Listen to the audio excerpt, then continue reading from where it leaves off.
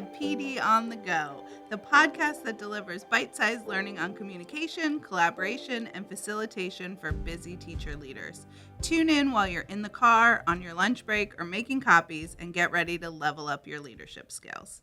My name is Mary Beth Anderson, and I'm joined today by my colleagues from the Office of Professional Learning in Fairfax County Public Schools. I'm Rebecca Hazelbeck. Erica Williams, hello. I'm Hallie Case. And today we're talking about working styles and how they can support your team in being more collaborative. So we're going to introduce ourselves a little bit and talk about our working styles and how they help us when we're doing work together and working on projects. So let's first start with, how can working styles help a group or team be effective? Erica, what do you think? Well, I think knowing the working styles of the folks that you connect with can help to leverage strengths, and it can help you to really understand each other, sort of think about the task and allow that individual who really appreciates that task or who's great at that to be able to take it and run with it. So I think it really supports the team and having a deeper understanding of each other. Yeah. What about you, Rebecca? And to add on to that, I would think, too, that by knowing about your working styles, it creates efficiency, right? So if I know that I can't really do a spreadsheet, but you're really good with spreadsheets, like Erica might take on that task so that we're being efficient with our time. Yeah. Mm-hmm. I think the only thing that I would maybe add to that is that it also, for me, reduces frustration. Like if I can understand why someone leads the way they do on a team, because within a team, everyone's always in some way leading others, right? Whether you're the official leader or not. So I might feel less frustrated by the decision someone makes if I understand their working style and if that's how they think about things, then I can roll with it a little bit more easily. You know, it's funny that you say that, Hallie, because thinking about these working styles, we think about them in compass points. So a north, east, southwest. And I feel like I'm most aligned with the east because I need that big picture before I dive into something. And when you and I work together, often you know that I like to pick my slide deck first, my template, and I like a theme. So when we were working on like that division-wide facilitators project, you were like, all right, let's figure out our theme. You pulled over to my desk. You knew what I needed to have set before we could really jump into the rest of the content. So knowing that kind of helped you not get frustrated, because how many slide decks are we going to look through? Right. Yeah, I think that's true. I think I see you as an east. So east is big picture. North, someone who would consider themselves north, is like a go-getter. They like to get things done, work efficiently. South is someone who wants to know everyone's feelings. And what am I forgetting? West is like the detail oriented, right? Sometimes I don't know. I would have said I was east, which is what, like, I want to pick a cute slide deck. and get a cool theme. But I then also think that the details are really important. And I feel a great sense of accomplishment when I feel like I have a plan and I've checked off all the parts of the plan and then it came out working the way it was supposed to, you know?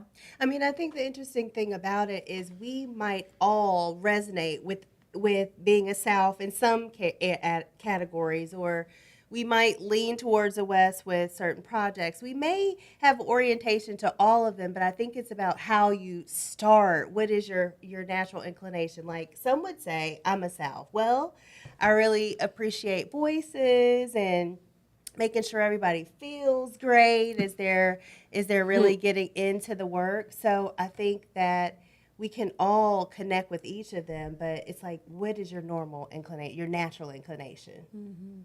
What about you, Rebecca? Well, I definitely know I like to plunge in and get things done, check them off the checklist. I also like to make sure it's high quality work. So I like that collaboration and hearing from other people and getting their perspectives out on the table. So I'm a tiny bit of a South, but I'm really a North. Yeah. You're definitely a North, Rebecca. And it's funny because even when we talked about how can working styles help a team, you said efficiency, right? Which aligns itself with the North. Yeah. And it's getting things done. And we know that teachers, the shortest resource or smallest resource they have is time. And so when you can dive into your working styles and understand each other, then that leads to more efficient work. Yeah. So what do teams want to keep in mind when they explore their working styles? How can this, what's one thing that they could, maybe a tip, or keep at the top of their minds as they engage in this work with their teams? Yeah, so sometimes when we do this with teams, we think about kind of 4 things. I'm going to see if I can remember them all, but I know you all will help me.